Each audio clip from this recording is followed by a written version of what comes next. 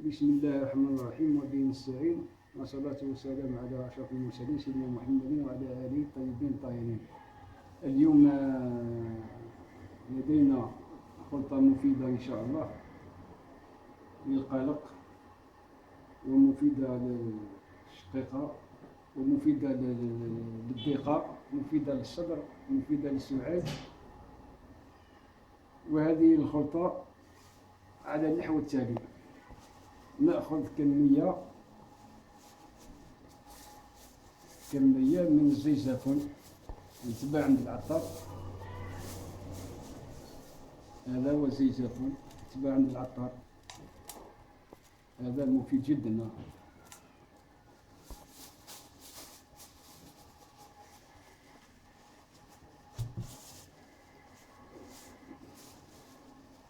ونأخذ القليل من البردقوش غني عن التعريف.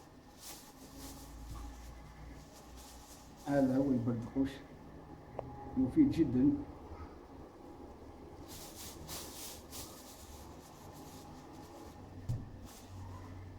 ونأخذ القليل جدا من النعناع،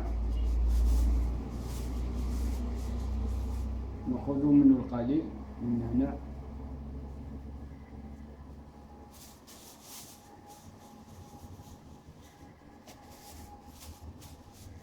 ونأخذ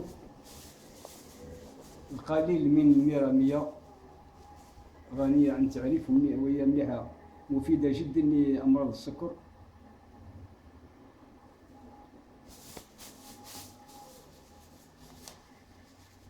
ونأخذ القليل من الخزامة، وهي مفيدة للصداع والشقيقة. الخزامة غنية عن التعريف، تباع عند العطار الخزامة.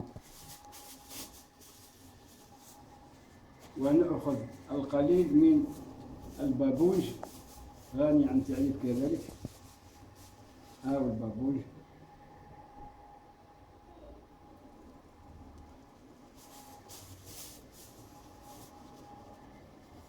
ونأخذ كذلك القليل من الريحان، وهو مذكور في القرآن العظيم.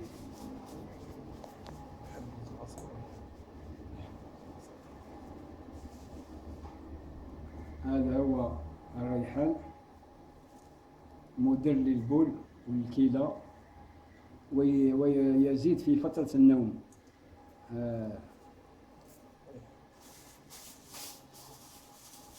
ونأخذ القليل من